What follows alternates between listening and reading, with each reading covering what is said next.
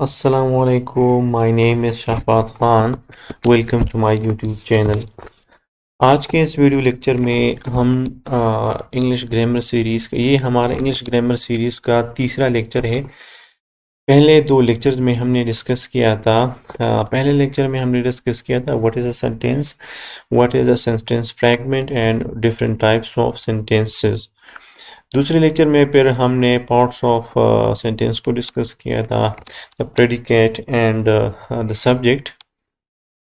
आज हम उसी चीज़ को कंटिन्यू रखेंगे। आज उससे रिलेटेड एक टॉपिक हम डिस्कस करेंगे, four types of sentence structures. आज इस लेक्चर में हम ये चीज़ें डिस्कस करेंगे। पहले हम देखेंगे कि what is a class and its types.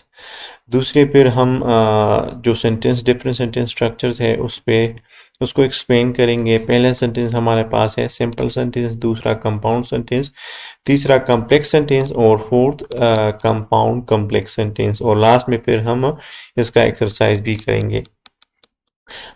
इस चारों सेंटेंसेस के जो स्ट्रक्चर्स होते हैं वो डिफरेंट होते हैं। हम इसको बड़े डिटेल में एग्जांपल्स के साथ डिस्कस करेंगे इंशाल्लाह। तो शुरू करते हैं। What is a class? Class कैसे कहते हैं? अ class is a group of words that includes both a subject and a verb. Class जो है वो अल्फाज का एक ऐसा मजमूआ होता है जिसमें सब्जेक्ट भी होता है और जिसमें वर्ब भी होता है, जिसमें सब्जेक्ट भी होता है और जिसमें वर्ब भी होता है। फिर इसको हम आगे पढ़ेंगे कि एक इंडिपेंडेंट क्लास होता है और दूसरा डिपेंडेंट क्लास होता है। तो इंडिपेंडेंट क्लास कैसे कहते हैं? It can stand alone as a sentence because it expresses a complete thought. Independent class वो क्लास होता है, आप क्लास की डिफिनीशन को जहन में रखें कि इसमें सब्जेक्ट भी होता है, वर्ब भी होता है। और सेंटेंस की डिफिनीशन हमने क्या पढ़ा था कि sentence is a group of words which express a complete thought. और सेंटेंस में एक बहुत ही अहम बात यह है कि सेंटेंस में एक वर्ड होता है जो बहुत ही इंपॉर्टेंट होता है, जिसको हम वर्ब कहते हैं। सही है। फिर वर्ब के साथ सब्जेक्ट भी आ सकता है और उसके साथ ऑब्जेक्ट भी आ सकता है। सही है। सब्जेक्ट जो है वो सब्जेक्टिव पार्ट का हिस्सा होता है और वर्ब जो है वो प्रेडिकेट पार्ट का हिस्सा होता है। तो अगर किसी सेंटेंस अगर किसी ग्रुप ऑफ वर्ड्स में वर्ब पाया जाता हो और उसमें सब्जेक्ट हो तो हम कह सकते हैं कि ये एक कंप्लीट सेंटेंस हो सकता है। सही है। तो अगर वो इस तरह हो तो फिर यानी क्लास जो है वो क्लास सेंटेंस होगा तब होगा जब वो स्टैंड अलोन यानी कंप्लीट थॉट भी एक्सप्रेस करेगा और जो है वो एक सेंटेंस के तौर पर स्टैंड आउट कर सकता है। तो इंडिपेंडेंट क्लास वो सेंटेंस होता है, वो एक कंप्लीट सेंटेंस होता है क्योंकि वो एक कंप्लीट थॉट को एक्सप्रेस करता है। सही। Like Ali is a very intelligent student. सही है। तो ये एक इंडिपेंडेंट क्लास है क्योंकि ये एक इंडिपेंडेंट सेंटेंस के तौर पर स्टैंड कर सकता है। इसमें देखें आप, सब्जेक्ट इसका है अली, इसका सब्जेक्ट है अली। हमने पढ़ा था ना कि सब्जेक्ट किसे कहते हैं? जिसके बारे में सेंटेंस में बात हो रही हो। तो एज इंटेलिजेंट स्टूडेंट, ये बात किसके बारे में हो रही है? ये अली के बारे में हो रही है ना। तो ये हमारे पास क्या हो गया? ये हमारे पास है अली, हमारे पास सब्जेक्ट है इस सेंटेंस का या इस क्लॉज का। और इसमें वर्ब जो है वो क्या है? वो इज है। अली इज, क्योंकि ये स्टेट ऑफ बीइंग को एक्सप्रेस करता है। सही है। तो ये हमारे पास वर्ब हो गया। तो हम कह सकते हैं कि ये हमारे पास एक सेंटेंस है। तो ये चूंकि एक कंप्लीट सेंटेंस है, कंप्लीट थॉट को एक्सप्रेस कर रहा है और एक सेपरेट सेंटेंस के तौर पर स्टैंड आउट कर सकता है, तो हम कह सकते हैं कि ये एक इंडिपेंडेंट क्लॉज है। यानी ये डिपेंड नहीं करता किसी पे, किसी दूसरे सेंटेंस पे।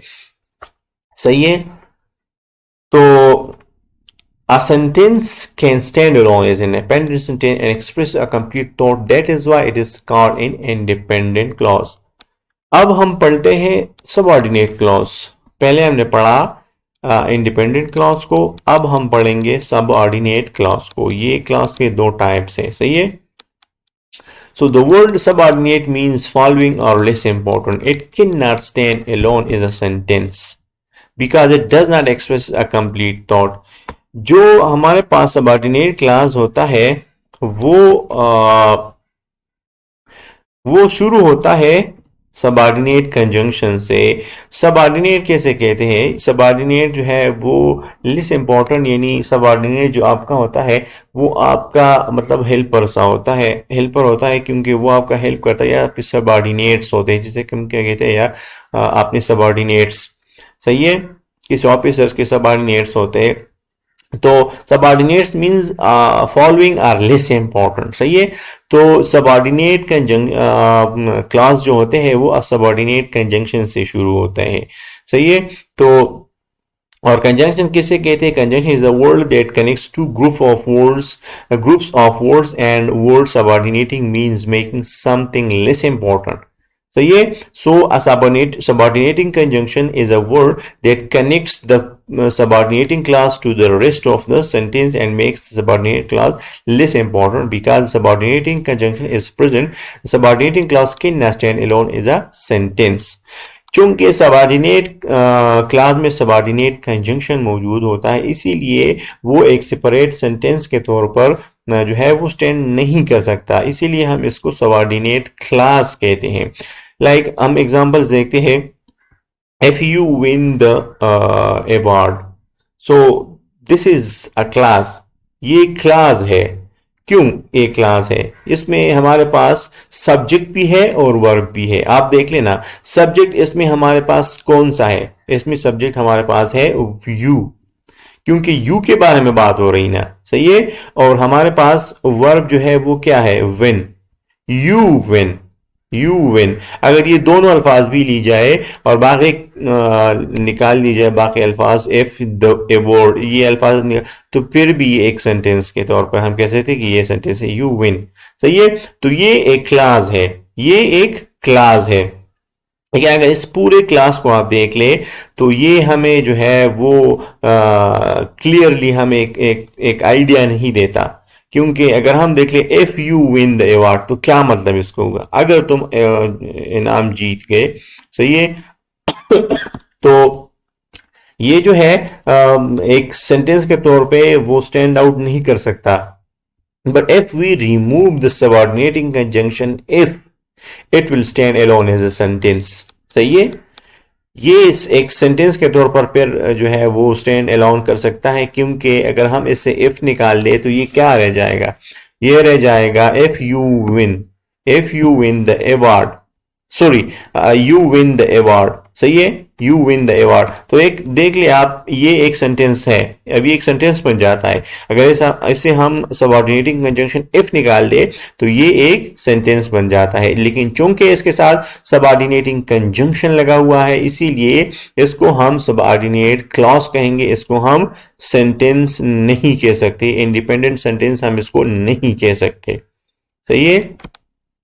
अच्छा, टाइप्स ऑफ सेंटेंस स्ट्रक्चर को हम अब डिस्कस करेंगे, लेकिन इन सारे सेंटेंसेस में सबऑर्डिनेट क्लास बहुत इंपॉर्टेंट होता है, सबऑर्डिनेटिंग क्लास बहुत इंपॉर्टेंट होता है, आपने इसको जहन में रखना है, क्योंकि जितनी भी स्ट्रक्चर्स बनते हैं उसमें सबऑर्डिनेट क्लास कहीं ना कहीं पे जो है उसका रोल होता है। पहला हमारे पास है सिंपल सेंटेंस, दूसरा कंपाउंड सेंटेंस, तीसरा कम्प्लेक्स सेंटेंस, चौथा कंपाउंड कम्प्लेक्स सेंटेंस। तो सिंपल सेंटेंस जो है वो उसमें जस्ट वन इंडिपेंडेंट क्लास होता है। इंडिपेंडेंस जो सिंपल सेंटेंस होता है उसमें जस्ट वन इंडिपेंडेंट क्लास होता है, क्लास नहीं, क्लास, सही है। Like for example, life has become very difficult in Pakistan for poor people. Pakistan में गरीबों के लिए ज़िंदगी बहुत मुश्किल हो चुकी है। तो इसमें आप देख लें, इसमें सब्जेक्ट आप ढूंढे कि सब्जेक्ट इसमें क्या है? इसमें सब्जेक्ट है लाइफ, लाइफ, हाँ लाइफ, क्योंकि सारी जो बात हो रही है बाकी के सेंटेंस में वो किसके बारे में हो रही है? लाइफ के बारे में हो रही है ना। लाइफ हैज बिकम डिफिकल्ट ना, life has become difficult, so life is a subject, life is a subject in this sentence, okay. और इसमें जो है वर्ब आप देख ले तो इसमें वर्ब क्या है? इसमें वर्ब ये दो अल्फाज है, हैज बिकम, हैज बिकम, ये हमारे पास क्या है? ये हमारे पास वर्ब है, क्योंकि जो है ये एक्शन को या किसी स्टेट ऑफ बीइंग को एक्सप्रेस कर रहा है कि life has become very difficult. सही है, तो हम कह सकते हैं कि ये हमारे पास क्या है, ये हमारे पास एक इंडिपेंडेंट क्लास है या एक सिंपल सेंटेंस है, क्योंकि इसमें एक इंडिपेंडेंट क्लास हमारे पास मौजूद है। सही है, so a simple sentence can be made of two structures. इसके दो स्ट्रक्चर्स हो सकते हैं सिंपल सेंटेंस के। नंबर फर्स्ट, अ नाउन और प्रोनाउन प्लस वर्ब। सही है, या तो नाउन और प्रोनाउन प्लस उसके साथ वर्ब होगा तो भी एक सिंपल सेंटेंस बन सकता है, या एक सिंगल वर्ब भी सिंपल सेंटेंस बन सकता है। एक सिंगल वर्ब से भी सिंपल सेंटेंस बन सकता है। लाइक हम देखते हैं बेबी स्लीप्स। सही है, बेबी स्लीप्स, तो एक इसमें आप देखें बेबी प्लस जो है वो नाउन है, प्लस उसमें स्लीप्स जो है वो हमारे पास वर्ब है। तो ये दोनों दो वर्ड से जो हमारे पास एक सिंपल सेंटेंस बना। शी क्राइज, तो इसमें आप देख लीजिए शी जो है वो प्रोनाउन है और क्राइज क्या है हमारे पास, वर्ब है। लेकिन एक सिंपल एक वर्ड से भी हमारे साथ जो है वो सिंपल सेंटेंस बन सकता है। लाइक कम, आओ, ये भी एक सेंटेंस है। गो, ये भी एक सेंटेंस है। स्टॉप, ये भी एक सेंटेंस है। लेकिन ये तीनों क्या है, ये तीनों जस्ट सिंगल वर्ड्स है और ये तीनों जो है हमारे पास वर्ब है। हमारे पास क्या है, वर्ब है। तो जो इस तरह के सेंटेंसेस होते हैं इसमें यूजुअली वर्ब जो है तो उसमें क्या होता है, प्रेजेंट होता है, लेकिन जो प्रोनाउन होता है वो यूजुअली ओमिटेड होता है, लेकिन वो अंडरस्टूड होता है। इस टाइप के सेंटेंसेस में जो नाउन हमारे पास होता है वो अंडरस्टूड होता है। लाइक हम देखते हैं कम, तो इसमें जो कम है वो इसके साथ you as a pronoun use हुआ है, लेकिन वो ओमिटेड है। वो हमारे पास वो अंडरस्टूड है कि यहाँ पे जो प्रोनाउन है वो यू है। Go, so you go. Stop, you stop. सही है, तो हम कह सकते हैं कि सिंपल सेंटेंस में वर्ब का होना जो है वो मैंडेटरी है। वो मैंडेटरी, किसी भी सेंटेंस में वर्ब का होना जरूरी है, लेकिन सिंपल सेंटेंस जो है वो एक वर्ब से भी बन सकता है। आगे देखते हैं दूसरा sentence type of sentence structure हमारे पास है, वो है कंपाउंड सेंटेंस। तो ये जो है दो या दो से ज्यादा क्लॉजेस पे मुश्तमिल होता है। इंडिपेंडेंट कंपाउंड सेंटेंस में हमारे पास दो या दो से ज्यादा इंडिपेंडेंट क्लासेस होंगे और वो क्लासेस जो है या तो कामा एंड कोऑर्डिनेटिंग कंजंक्शन के थ्रू वो ज्वाइन होंगे, यानी दो या दो से ज्यादा ये इंडिपेंडेंट क्लासेस होंगे वो हम जो है वो ज्वाइन करेंगे, या कामा के जरिए कामा एंड कोऑर्डिनेटिंग कंजंक्शन कामा लगाएंगे और प्लस साथ में कोऑर्डिनेटिंग कंजंक्शन लगाएंगे, या सेमी कोलन के थ्रू भी हम उसको दोनों दो या दो से ज्यादा इंडिपेंडेंट क्लॉजेस को हम ऐड कर सकते हैं, हम ज्वाइन कर सकते हैं to form a compound sentence. सही है, जो नॉर्मली कॉमन हमारे पास कोऑर्डिनेटिंग कंजंक्शन है वो क्या है, वो आर है और एंड है और बट है। बाकी भी बहुत ज्यादा है लेकिन ये हमारे साथ बहुत ज्यादा यूज होते हैं, इस्तेमाल होते हैं। लाइक हम देखते हैं कि एग्जाम्पल्स है हमारे पास, many people believe in the big bang theory but others disagree. तो ये अब आप देख ले हमारे पास दो इंडिपेंडेंट क्लासेस इसमें यूज हुए हैं। Number first, many people believe in the big bang theory. Many people believe in the big bang theory, ये हमारे पास एक क्लॉज है। दूसरा हमारे पास जो है वो क्या है, वो but others believe disagree, but other disagree, ये हमारे पास दूसरा क्लॉज हो गया। सही है, तो आप देखें ये जो पहला क्लास हमारे पास है इसको हम इंडिपेंडेंट क्लास को हम सेंटेंस बी कह सकते हैं। इसमें आप देख ले तो ये हमारे पास इसमें हमारे पास सब्जेक्ट क्या है, इसमें हमारे पास सब्जेक्ट आप देख ले, many people believe in the big bang theory. तो कौन बिलीव करता है बिग बैंग थ्योरी पे, पीपल बिलीव करते हैं ना। तो इसमें हमारे पास जो सब्जेक्ट है वो क्या है, वो हमारे पास पीपल है। पीपल हमारे पास इसमें सब्जेक्ट है और क्या काम हो रहा है इसमें, बिलीव जो है वो वर्ड हमारे पास वर्ब है, वो इसको हम इसको कह सकते हैं कि ये हमारे पास क्या है, बिलीव हमारे पास एक वर्ब है इस सेंटेंस में, तो ये एक इंडिपेंडेंट क्लास हो गया एक हमारे पास। दूसरा जो है वो हमारे पास अदर्स डिसएग्री। सही है, अदर्स डिसएग्री, इसको हम कह सकते हैं कि ये हमारे पास दूसरा क्लॉज है। इसमें आप देख लिए, इसमें सब्जेक्ट हमारे पास क्या है, इसमें सब्जेक्ट हमारे पास है अदर्स।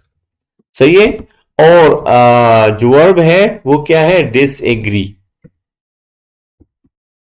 सही है, और आप किसी भी सेंटेंस को इस तरह के वर्ड्स लाइक बट और एंड से शुरू कर सकते हैं, इसमें कोई वो बात नहीं है। सही है, लेकिन चूंकि ये दोनों सेंटेंस जो है इनमें जो आइडिया है वो क्लोजली लिंक्ड है, इसीलिए हम दोनों सेंटेंसेस को कंपाउंड सेंटेंस में ज्वाइन करते हैं और इसमें एक सेंटेंस बनाते हैं। जितने भी जो कंपाउंड सेंटेंसेस होते हैं हमारे पास, उनमें जो क्लासेस होंगे, दो या दो से ज्यादा इंडिपेंडेंट क्लासेस होंगे, तो वो उनमें कोई ना कोई कॉमन चीज होगी, कोई आइडिया कॉमन होगी, कोई बात कॉमन होगी, इसलिए हम उनको ज्वाइन करते हैं, उनको एक सेंटेंस बनाते हैं, कंपाउंड सेंटेंस बनाते हैं। सही है, और तो उसको हम जो है वो कंपाउंड सेंटेंस को हम दो तरीकों से जो है वो ऐड कर सकते हैं इंडिपेंडेंट क्लास को to make compound sentence. First by putting comma and coordinating conjunction, और दूसरा जो है उसको हम सेमी कोलन से भी वो कर सकते हैं, ऐड कर सकते हैं, like many people believe in the big bang theory. सही है, तो यहाँ पे हम सेमी कोलन लगाते हैं, यहाँ पे हम सेमी कोलन लगाते हैं और उसके बाद जो है अदर्स डिसएग्री, तो यहाँ पे हमारे पास सेमी कोलन आ गया और जो कोऑर्डिनेटिंग कंजंक्शन था और कामा था वो हमने हटा दिया। सही है, तो आप कंपाउंड सेंटेंस को आप जो है वो दो तरीकों से उसमें एक होता है कि आपके साथ दो या दो से ज्यादा इंडिपेंडेंट क्लासेस होंगे, उसको आप ऐड करेंगे, उसको आप ज्वाइन करेंगे, दो तरीकों से ज्वाइन कर सकते हैं, एक कामा प्लस एक कोऑर्डिनेटिंग कंजंक्शन, दूसरा जो है वो उसको आप सेमी कोलन से भी उसको ज्वाइन कर सकते हैं। अच्छा, तीसरा हमारे पास है कम्प्लेक्स सेंटेंस। सही है, तो कम्प्लेक्स सेंटेंस में क्या होता है, complex sentence contain an independent clause and one or more subordinate clauses। सही है, इसमें इंडिपेंडेंट क्लास होगा और एक या एक से ज्यादा सबऑर्डिनेट क्लासेस हो सकते हैं। Like for example, if you want to succeed you need to change your mind. अगर तुम कामयाब होना चाहते हो तो तुम्हें अपना माइंड चेंज करना पड़ेगा। सही है, तो ये देख ले आप इसमें इसमें अगर हम देखें if you want to succeed, सही है, तो आप ये देखें ये वाला sentence, if you want to succeed, ये हमारे पास क्या है, ये हमारे पास डिपेंडेंट क्लॉज है, ये पास हमारे पास डिपेंडेंट क्लॉज है या सबऑर्डिनेट क्लॉज है, क्योंकि इसमें हमारे पास जो सबऑर्डिनेट कंजंक्शन आया है वो है इफ। सही है, इसीलिए हम कह सकते हैं कि ये जो सेंटेंस है वो डिपेंड करता है इस दूसरे सेंटेंस पे, इस पे ये डिपेंडेंट है। सही है, इस पे क्या है, ये डिपेंडेंट है, तो हम कह सकते हैं कि ये क्या है, ये हमारे पास एक डिपेंडेंट क्लॉज है। इसमें सब्जेक्ट क्या है, इसमें सब्जेक्ट है वो यू है, इसमें सब्जेक्ट क्या है, यू, यू हमारे पास इसमें सब्जेक्ट है। सही है, और वर्ब क्या है, और वर्ब हमारे पास इसमें है want. If you want, you want. सही है, इसको अगर हम देख ले तो ये इस तरह हो सकता है, यू वांट, अगर आप इफ को हटा दे तो इसमें हमारे पास जो सब्जेक्ट है वो यू है और वर्ब हमारे पास क्या है, वांट है। सही है, अच्छा, अब इस दूसरे सेंटेंस को आप देख ले, you need to change your mind, you need to change your mind, ये हमारे पास क्या है, ये हमारे पास इंडिपेंडेंट क्लॉज है, ये हमारे पास क्या है, एक इंडिपेंडेंट क्लॉज है, you need to change your mind. इसमें आप देख लीजिए, इसमें सब्जेक्ट हमारे पास है, इसमें हमारे पास सब्जेक्ट है यू, इसमें हमारे पास सब्जेक्ट है यू और वर्ब इसमें है नीड, क्या है, यू नीड। सही है। तो इसके अगर हम देख ले तो जो कॉम्प्लेक्स सेंटेंसेस होते हैं इसमें एक जो है वो इंडिपेंडेंट क्लॉज होगा और एक या एक से ज्यादा हमारे पास जो है वो सबऑर्डिनेट क्लॉजेस हो सकते हैं। इसका स्ट्रक्चर इस तरह बनेगा, subordinate clause plus independent clause, subordinate clause plus independent clause. ये जरूरी नहीं है कि पहला सबऑर्डिनेट क्लॉज आएगा फिर इंडिपेंडेंट क्लॉज आएगा, ये उलट भी हो सकते हैं, पहले इंडिपेंडेंट क्लॉज भी आ सकता है उसके बाद सबऑर्डिनेट क्लॉज भी हो सकता है, यानी ये इसका ऑर्डर जो है वो चेंज हो सकता है। सही है। नेक्स्ट हमारे पास है complex sentence, compound complex sentence. सही है। ये थोड़ा सा मुश्किल होता है, जो जितने भी हमने सेंटेंसेस पढ़े उसमें सबसे ज्यादा जो मुश्किल सेंटेंस है वो है कंपाउंड कॉम्प्लेक्स सेंटेंस। तो it contains two or more independent clause and one or more subordinate clauses. सही है।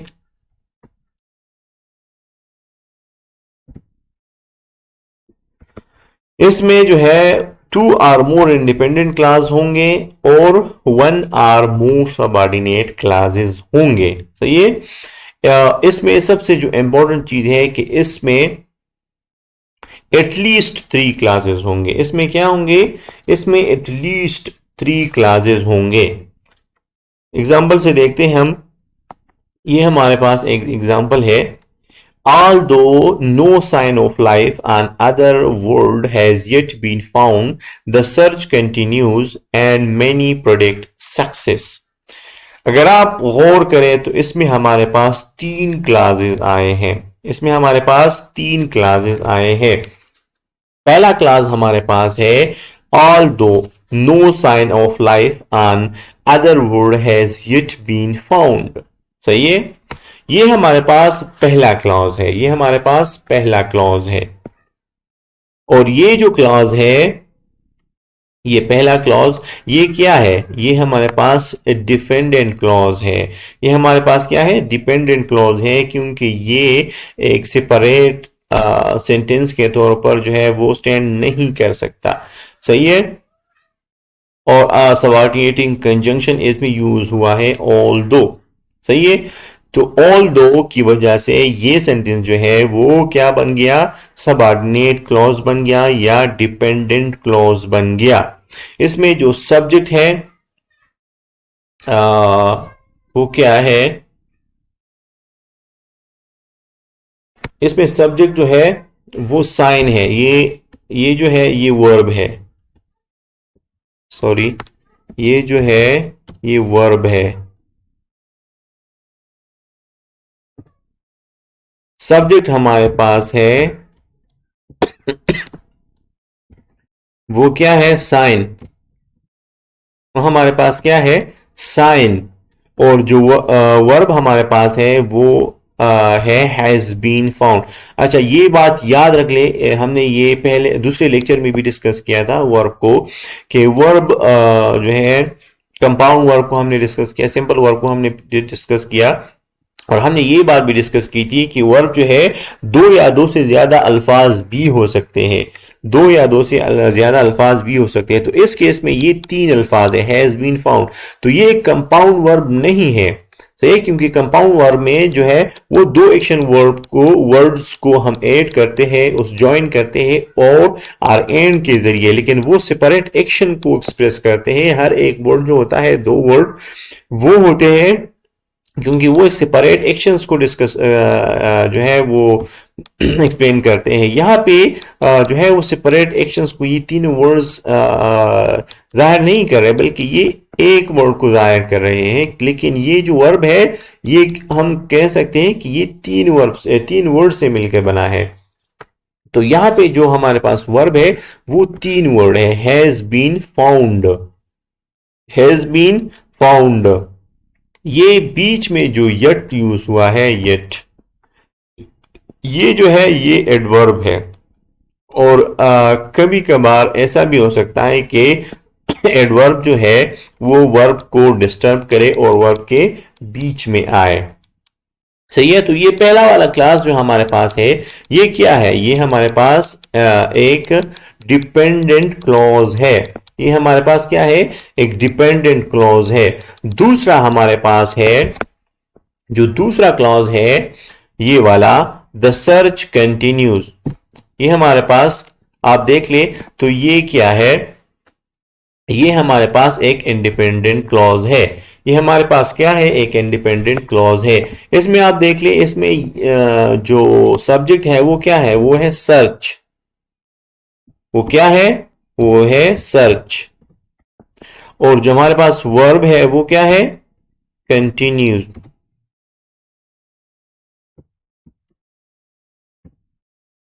सही है, ये हमारे पास एक इंडिपेंडेंट क्लॉज है दूसरा। तीसरा हमारे पास आप देख ले, and many predict success. And many predict success, तो ये हमारे पास तीसरा क्लास हो गया। इसमें आप देख ले तो ये जो है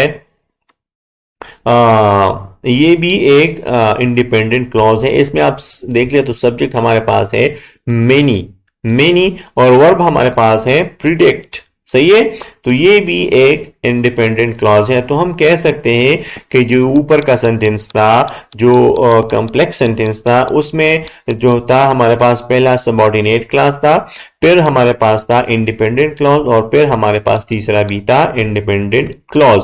तो हम ने डिफिनेशन पढ़ी थी कि a complex compound sentence contains two or more independent clauses and one or more subordinate clause। तो हमारे पास आया ना, पहला जो था सबऑर्डिनेट क्लास था, और बाकी जो दो क्लॉजेस थे वो क्या थे, वो थे इंडिपेंडेंट क्लॉज। और ये भी हमने पढ़ा था कि इसमें एटलीस्ट 3 क्लॉजेस हो सकते हैं। तो हमारे पास ये 3 क्लॉजेस है, और 3 से ज्यादा भी हो सकते हैं। आप ये बात भी याद रखें कि कॉम्प्लेक्स कंपाउंड सेंटेंस में वो 3 से ज्यादा क्लॉजेस भी हो सकते हैं।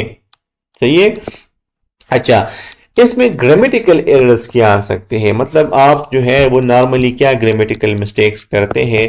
तो हमने जो 4 स्ट्रक्चर्स पढ़े, simple sentence, compound, compound complex sentences.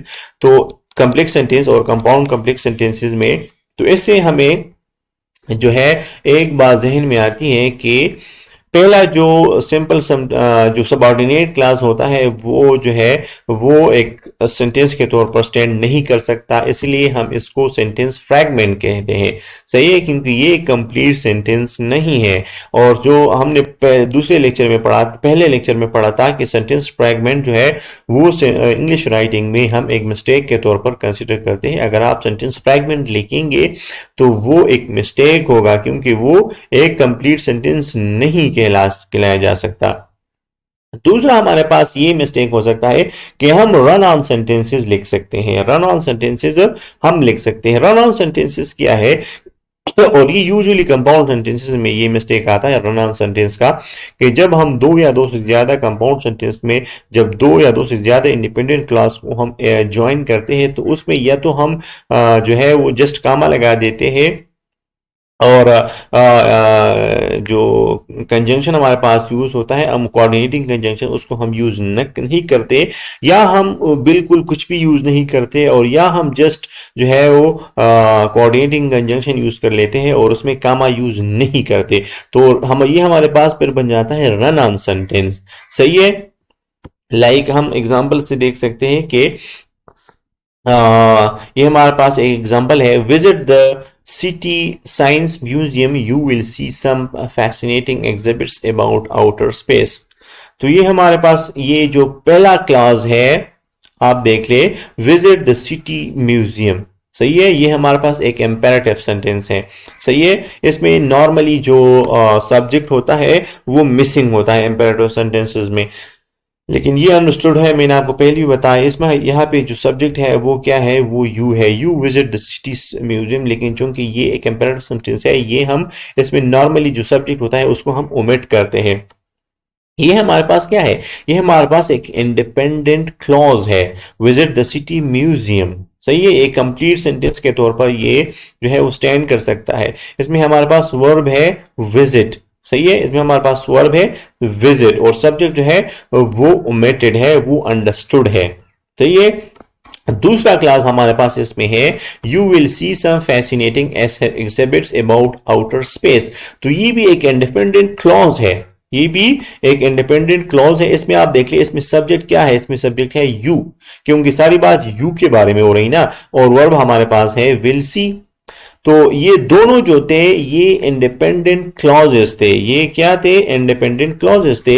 लेकिन अब हमने इसको किस तरह लिखा था? देखिए, visit the city science museum where, हमने कॉमा लगाया था, फिर you will see some fascinating exhibits about outer space. और आप देख ले, मैंने आपको कहा कि ये कंपाउंड सेंटेंस वो सेंटेंस होता है जिसमें दो या दो से ज्यादा इंडिपेंडेंट क्लॉजेस जो है होंगे, और उनको हम ऐड करेंगे। उनको हम दो तरीकों से ऐड कर ज्वाइन कर सकते हैं, उनका इंडिपेंडेंट क्लॉजेस को। नंबर फर्स्ट कामा लगाएंगे, और फिर जो है उसके बाद हम कोई ना कोई coordinating conjunction, suitable coordinating conjunction लगाएंगे। और फिर बाकी दूसरी तरीके से आप ये कर सकते हैं कि आप कामा और कोऑर्डिनेटिंग कंजंक्शन दोनों को हटा दें और आप सेमी कोलन लगाए। लेकिन यहाँ पे आप देख ले, यहाँ पे हमने रन ऑन सेंटेंस लिखा है, यहाँ पे हमने मिस्टेक की है। यहाँ पे जस्ट हमने कामा लगाया है और उसके बाद जो है हमने कोऑर्डिनेटिंग कंजंक्शन नहीं लगाया। तो ये एक कंपाउंड सेंटेंस है, लेकिन हमने यहाँ पे क्या है कि हमने मिस्टेक किया है। सही है? तो independent class plus independent class, ये एक रन ऑन सेंटेंस हो गया। सही है? तो करेक्ट सेंटेंस क्या होगा? करेक्ट सेंटेंस इस तरह होगा, visit the city science museum comma and you will see some fascinating exhibit about outer space. इसको इस तरह भी हम करेक्ट कर सकते हैं। दूसरा हम इसको करेक्ट कर सकते हैं, visit the city science museum semicolon you will see some fascinating exhibits about outer space. तीसरा तरीका हमारे पास ये है कि हम दोनों इंडिपेंडेंट क्लासेस को सेपरेट करें। पहले इंडिपेंडेंट क्लास को लिखे, फिर उसके बाद फुल स्टॉप लगाए, फिर उसके बाद जो है वो दूसरा इंडिपेंडेंट क्लॉज लगाए और सो कामा फुल स्टॉप लगाए। तो हम इसको इस तरीके से भी करेक्ट कर सकते हैं। लेकिन अगर जस्ट हम कामा लगाएंगे या कामा के अलावा जस्ट हम कोऑर्डिनेट कंजंक्शन लगाए, तो ये हमारे पास एक सब जो है वो क्या होगा? एक रन ऑन सेंटेंस होगा। सही है? अच्छा, अब हम इसको समराइज करते हैं। आज हमने 4 सेंटेंस स्ट्रक्चर्स को पढ़े। पहला हमारे पास जो था वो सिंपल सेंटेंस था। तो सिंपल सेंटेंस में हमारे पास एक सिंपल इंडिपेंडेंट क्लॉज होता है। एक सिंपल इंडिपेंडेंट क्लॉज से जो है वो हमारे पास सिंपल सेंटेंस बनता है। दूसरा, हमारे पास जो कंपाउंड सेंटेंस है उसमें दो या दो से ज्यादा इंडिपेंडेंट क्लॉजेस होंगे, और उसको हम ज्वाइन करेंगे कामा प्लस कोऑर्डिनेटिंग कंजंक्शन, और दूसरा हम उसको सेमीकोलन से जो है वो ज्वाइन कर सकते हैं। तीसरा, हमारे पास कम्प्लेक्स सेंटेंस है। तो कम्प्लेक्स सेंटेंस में हमारे पास इंडिपेंडेंट क्लॉज होगा और एटलीस्ट वन डिपेंडेंट क्लॉज होगा। कम्प्लेक्स सेंटेंस में जो डिपेंडेंट क्लॉज होता है उसका होना बहुत ज़रूरी है। अगर डिपेंडेंट क्लॉज हमारे पास नहीं होगा तो हम कम्प्लेक्स सेंटेंस नहीं बना सकते। चौथा हमारे पास जो है वो है कंपाउंड कम्प्लेक्स सेंटेंस। तो कंपाउंड कम्प्लेक्स सेंटेंस में दो या दो से ज्यादा इंडिपेंडेंट क्लॉजेस होंगे और एटलीस्ट वन डिपेंडेंट क्लॉज होगा। तीसरा हमारे पास इसमें ये दूसरा हमारे पास शर्त ये है कि इसमें एटलीस्ट 3 जो है वो क्लॉजेस होंगे। एटलीस्ट 3 क्लॉजेस होंगे तभी कंपाउंड कम्प्लेक्स सेंटेंस बन सकता है। तो आज के लेक्चर्स में हमने पहले पढ़ा हमने कि क्लॉज क्या है। क्लॉज जो है उसमें सब्जेक्ट होता है और वर्ब होता है। ग्रुप ऑफ वर्ड्स होते हैं जिसमें सब्जेक्ट होता है और वर्ब होता है। उसके फिर 2 टाइप्स है, जो कि एक है डिपेंडेंट क्लॉज, दूसरा है इंडिपेंडेंट क्लॉज।